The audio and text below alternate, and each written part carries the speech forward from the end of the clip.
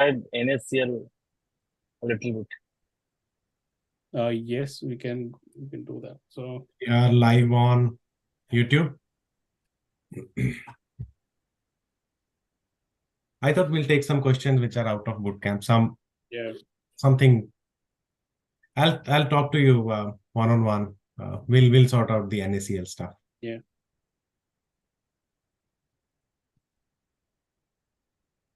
Anyone going for interview? Anything want to update on what's happening? Deepak, you have some question?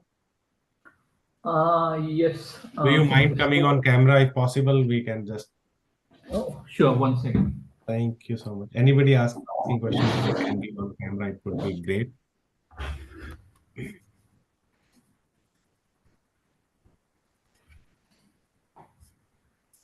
Hi. Can you see me now? Can see you, Deepak. Deepak. Hi. So what I'm kind of experiencing is that is Azure more kind of popular, but still I find it that GCP and this Amazon, they have much more good setup than Azure. Still, why people go for the Azure? Is my understanding correct? Yes, these are different products in the market. So people have options, people have preferences. It's like any ice cream brand or any other brand having, any pizza brand having, if there is one good seller, but still they have other products as well in the industry they want to sell. So and people have their favorites. Sometimes these cloud providers tell you a public rate of some services, but also provide you different discounts and something which are behind the scene, not being aware of them. So those kind of discounts, and that way you end up using Azure. So I have seen, like personally talking to AWS, they sometimes tell you that, okay, can you start using AWS analytics services for your new project that you are starting, and we will give you these many credits or these many dollars savings upfront. So they will simply apply like $10,000, $50,000 for you to do POC, try your analytics, because they know that once you build automation, once you build stuff for your projects, you will be stuck to that cloud. So as a cloud engineer, sometimes you have to understand not to stick with the specific cloud provider. Use tools and technologies which you can use on other providers as well. That's a very good point. The organizations have strong relationship with these different providers, so they come in handy. Sometimes there are services that are only available on a specific platform, which integrate well with your other services. So those are some of the decisions that the enterprise architects and higher ups, they will decide which cloud platform to go with. And plus, it is quite easy to switch from one cloud to another. So if an organization is hiring, and let's say if you know AWS but you haven't worked on Azure, I don't think that's a problem, because they would try to understand the concepts, what type of work experience that you have on cloud. So it does not really matter if you have not worked on GCP, and if there's a good opportunity on GCP, if you have worked on any of the cloud providers, you will be hired. As long as you know in depth into one cloud, that should be sufficient. Okay. And also, what I have observed is that in big organizations, any big corporate sector banks, they prefer either Azure or AWS. But I haven't heard about the GCP that much, Google Cloud. Why is that? I've personally worked in one of the large banks in Australia, which uses Google Cloud. So I'm right now working on a project where AWS was not able to support an application, and we have to migrate it to GCP because the application requires such low latency, very fast data transfer, that AWS does not support that. So the product company informed us that they have, so it's like there are more than 1 lakh IoT devices in the field that connect to AWS services. So it's a slightly complex use case, and AWS does not support that at all. So that level of data transfer and fast data transfer. So GCP, that product company has successfully delivered that on GCP platform to another customer, and we are trying to understand, take those learnings and move that application to GCP. So there are those nuances for very special cases that these cloud providers have differences also. Okay. But you will find that most of the large organizations, they are multi-cloud now. Yeah. So they're using AWS, Azure, and GCP, all of them. And most of them are like, what my another observation is that whether anybody is on AWS, they are at least on Azure on at least these 2-3 products like Azure AD, and then their Office 365, your Outlook and stuff. So anybody who is on AWS or GCP is definitely on Azure, say 95% of the time. But they are mainly using at those 2 or 3 products, and then yes, some of the organizations are on entirely on Azure also. Which is your favorite cloud Uh, provider? So when I was .NET developer for 10 years, like I have described my journey in some of my YouTube videos. I was .NET developer for 10 years. I started learning Azure. That was my first choice because of, again, my biasness that it's the Microsoft product and that way. Learned, like did couple of certifications in 2016 timeframe, but I wasn't enjoying it that much. Then I somehow got a nice course on AWS stuff, and I started liking it. A lot of community service, a lot of online interesting way of learning cloud resources, which were missing in the Azure space that point in time. And that's how I moved entirely into AWS since then. Okay. AWS is, I think AWS is easier to understand than the other clouds. Right. Yeah, so They spend a lot of effort on their certifications, community building. Like I am part of community builder program with them. You would have seen a lot of people being selected every year.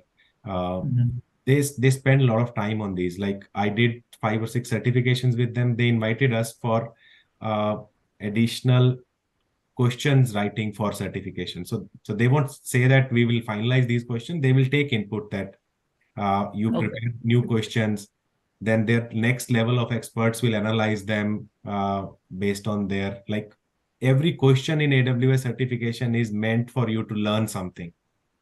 That is the level of question selection and stuff. You just compare some random questions on an Azure certification and an AWS certification, you will see the difference. So I found AWS to be like spending a lot of time in their community building, how people are learning, how they are, and usually it's ahead of the curve also. So first you will see a lot of products offered by AWS. That's just could be wrong also. They offer first, and then you will see Azure and GCP adopting those kind of product because its technology is easy to copy. Sometimes you can't have IP on all these stuff. So in one way or other, you will see that Azure and GCP offering that down the line. Okay. Thank you. Thanks, Deepak, for bringing such questions. Hi, Prasad. Hi, Sanjeev. Hi, Saurabh. hello. Yeah. Yeah, tell me, Prasad. Since we are already, I hope you can hear me clearly. Yeah. Yeah, perfect. Yeah.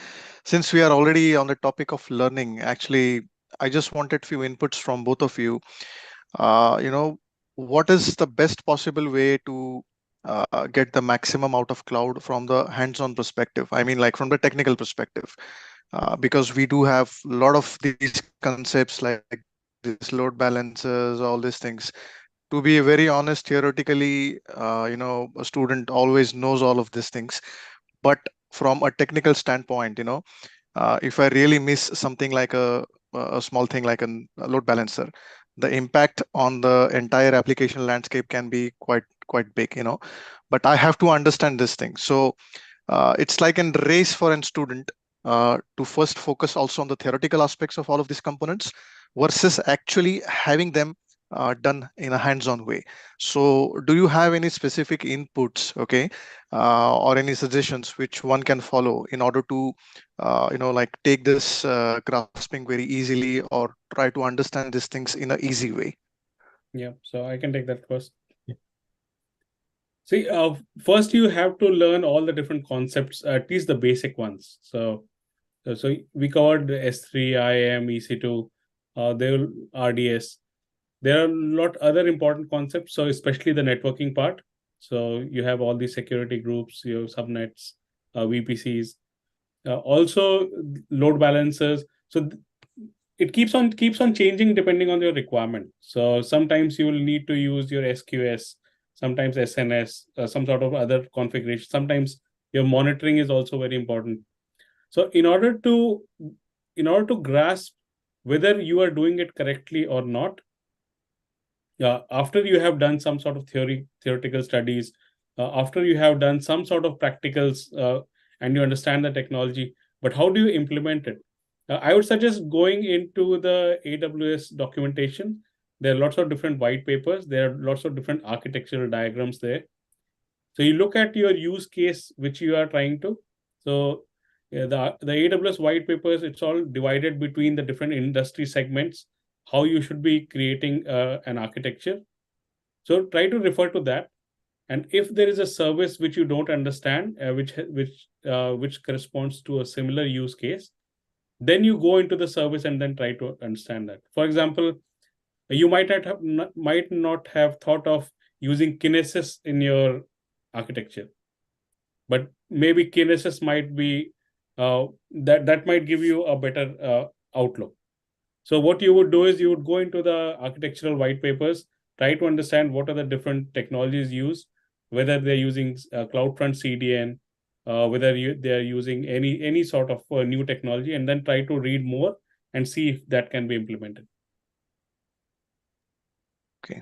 Okay. So it's more like picking up a specific project from the Azure documentation website that we have, and then just trying to implement that complete application as such. Try to find a similar use case, and then see whether that use case applies to your scenario or not. And if it does, then you read more about that technology and how it can benefit your architecture. Use cases, it's something you explain very easily in your interviews and discussions. You can explain that you have implemented 3-tier architecture, you have implemented multi-region deployment. So that's how you search the reference architectures, search for multi-region deployment, search for blue-green deployments, those sort of things. You will hear a lot of path-based routing or URL-based routing. So try to implement those sort of concepts in your projects. That will give you next level of confidence and understanding, I think. But it's very difficult to select a specific service. Basic idea would be that you learn the basic cloud concepts, what cloud computing is, different models, security models and all, and then you move on to at least make sure that most used services are VPC and IAM. That's why we covered them in the bootcamp also extensively, as I mentioned today also. Most of the time, 50-60% of the time, we are debugging or finding issues or providing access is either some services are not able to talk to each other because of the networking not being there or permissions not being there. So those two just have to be done very thoroughly, regardless of whether you are on Azure, GCP, or AWS. Then your compute should be very well understood. Compute means your EC2, your serverless. There are other flavors of compute than like Kubernetes cluster or ECS. Those Elastic Beanstalk maybe. That's also a compute. It's behind the scene. It's just EC2. So that and then your storage, your RDS, S3. So these are the EFS, EBS. These are the storage services. So these three, and then obviously some more networking like load balancers. These are bare minimum you have to understand. They will be used in your 80-90% of the projects. Then comes the next level of services, which could be machine learning services, Kinesis for your data streaming, and those are very use case specific. Even if you know a little bit of that, you probably in your AWS certifications you learn. Sometimes that is good enough. But what we discussed, those are your bread and butter, like you just have to know. All right. Okay. Thanks. And plus, when you are searching up your white papers, you can also look filter by industry. So that will also give you another lens on how the similar industries are actually using AWS, what services they are using. So that's again another aspect. Yeah, Like because AWS spend some effort, they will create white papers or architecture diagrams for, say, banking industry, for insurance, or for fintech, and a lot of such content is there. So just go through that also once in a while to get the project ideas.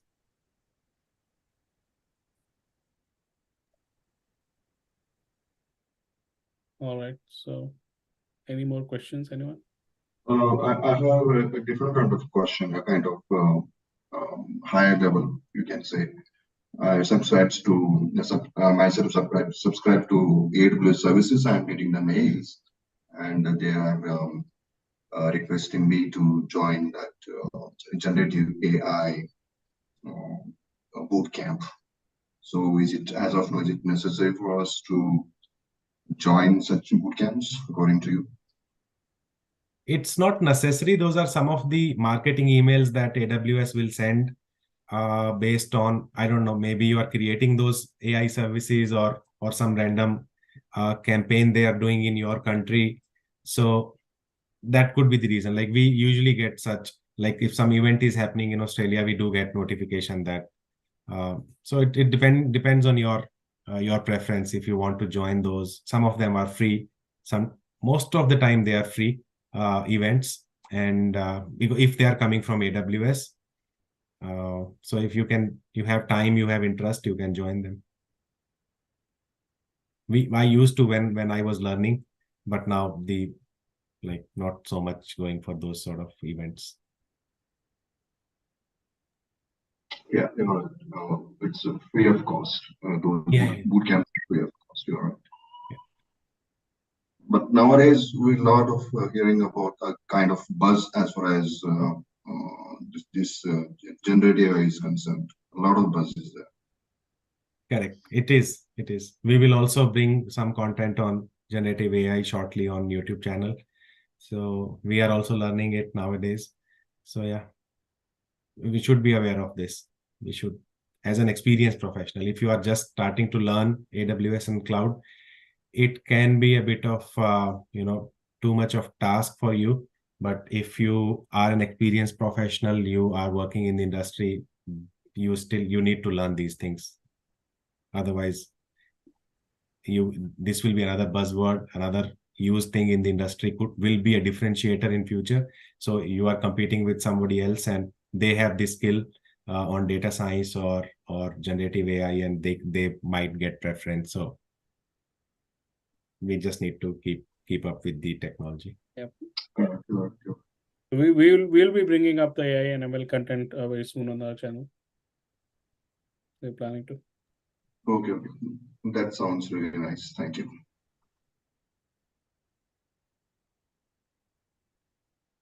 Any more questions? Anyone going for interviews? They want to tell what's happening in their country. How is the market? How is they getting interview calls? Anything you need help with, you have the WhatsApp details. You can reach out to Saurabh, myself. We are happy to help in any of your success story. We want to be part of that. So just reach out to us. the market in Western Europe and Central Europe is not that hot at the moment. But yeah, I think by start of next year, probably a few more opportunities will start flowing in. And I think this is the story across the globe, not only here. It is correct. I think as an experienced professional, we understand that this is probably across the industry, and not just cloud and DevOps. The entire tech industry or in any of the region is going through a bit of a painful time. So yeah, and hopefully it will improve by the start of next year. Yeah, and also the Christmas downtime starts from 2 months before. So. It's a good learning time actually. You spend Exactly. Yes, that's right. Yeah. What's your plan? Like we have a couple of weeks off that time. I'm planning some AWS and Kubernetes exams. At the moment, I am also planning for a few certifications from Azure side, and personally, I'm also learning Kubernetes hands-on things. So I think I'll spend most of my time, the Christmas off time, to practice these things. Yeah. Let's do it. Like we will probably launch some projects as well, some complex projects, which will cost some AWS resources, and we are planning on that side also. Somewhere in January or December timeframe, we'll launch some complex projects also on this channel. Yeah. Also, Sanjeev, down the line in the boot camp, are we going to have this concept-based projects like the one that we have, like we've been assigned to it right now? Or are we going to have one single project which will try to cover most of the aspects that we have been learning? Like one project, one thing which has got IAM into it, it has got Terraform in it, all those things that Let's we go learn. through the basics first and these small projects first. Last 2 weeks, we have dedicated only for a complex project which involves all of these, which will involve your AWS, Terraform, Docker, all the things that we will go through in the boot camp. So a combined project. Obviously, not 100% of the services can be combined into this, but most of the services we will try to bring into a single project. That is the idea. And that's where we will have specifically 2 weeks of effort on that. But make sure that you are doing that. Once we explain you what needs to be done, you try to implement that yourself first, and that will give you more confidence. Yesterday, I was talking to someone. He did some of these projects, but because he had just overviews, saw some videos on YouTube, and he's not able to explain those projects to in the interviews and in the discussions. So unless you have built it, once you have to convince yourself that you have built a complex project with these specifications, then you can easily explain that in the interview with more confidence and like far more confident than just reading or watching videos. So yeah, at the end of each session, I'm giving you the projects to work on. So with EC2, S3, so I've given projects at each stage now. These projects, once you start doing at the mini projects that we are giving at the end of each session, then you will be able to complete the final project that we gave you towards the end of the boot camp. So that is why I emphasize every time that it's very important to do hands-on, especially if you do the projects that are given at the end of each session. That will give you a very, very hands-on exercise on each of the tech stack that we are covering every week.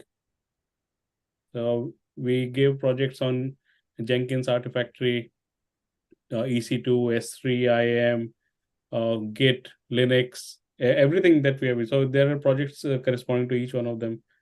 So it's highly recommended that if you're lagging behind that, try to complete that, and that will give you a very, very fair understanding, and you'll be able, it will be reflected in your answers when you're giving an interview.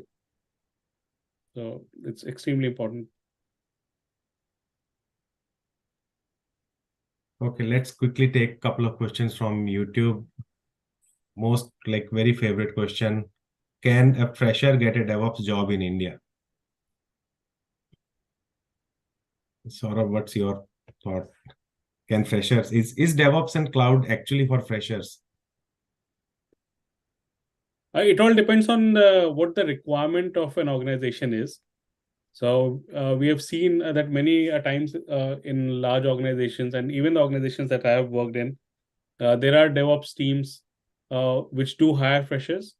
So it's not a one answer for everybody, but there are teams which do hire fresh graduates.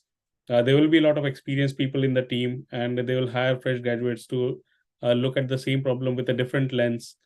And also because the fresh graduates are not as much expensive to the companies, they do hire lots of different at different stages. So they might hire at a very high level, they might hire a In couple of fact, grads. we had some college interns also. In Australia, it's very common to have internships available to you. So for large banks or large local companies will have tie-ups with the universities, and they will hire paid internship candidates.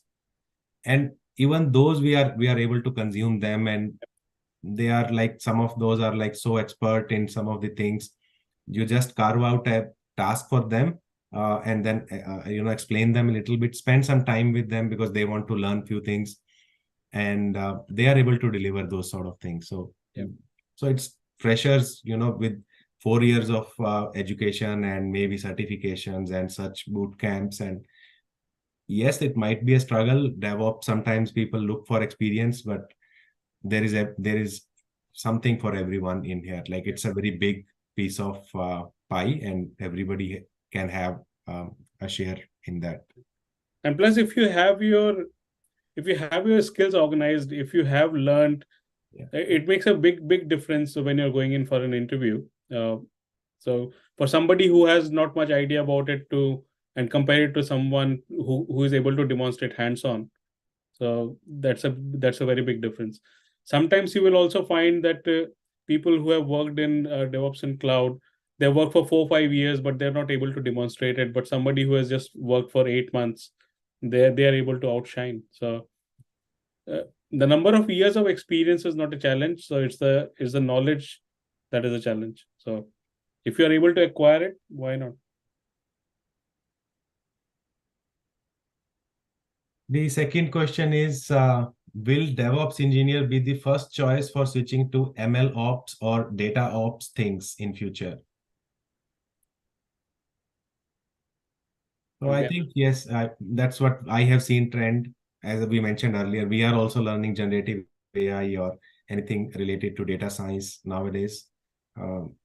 And also we getting a lot of projects in our organization. Over a period of time, you start with bringing a lot of compute resources to cloud. Any cloud migration, you start with, okay, I have these many instances on premise, bring to cloud. But after being on cloud for 4 or 5 years, you start getting a lot of data, and then you start analytics projects, data analytics and stuff. So it's a very natural transition. I have seen it, and I am observing it with my own experience that yes, DevOps and cloud engineer or any organization after a while moves to data eventually, and then these roles are very suited for that. They know where the data is, they know how that data is stored there, what format it follows, and it's a very natural thing that if they build some data science capabilities among themselves, they are very natural transition to going to ML ops or data ops kind of roles. Or if they hire another data engineer or someone in the team, then data engineer and the DevOps engineer or cloud engineer working together to build some projects is also another flavor, another option that's there. Because data engineer will know how to structure the data, what make schema changes and all. Cloud engineer or other DevOps engineer will probably build pipelines on top of that, build some dashboards, or make sure that your analytics services are able to consume the data. So connectivity, networking, and all those sort of things. So these two other flavors are also there. Either you build those skills or you start working with them to make sure that both of you together being able to build a data project.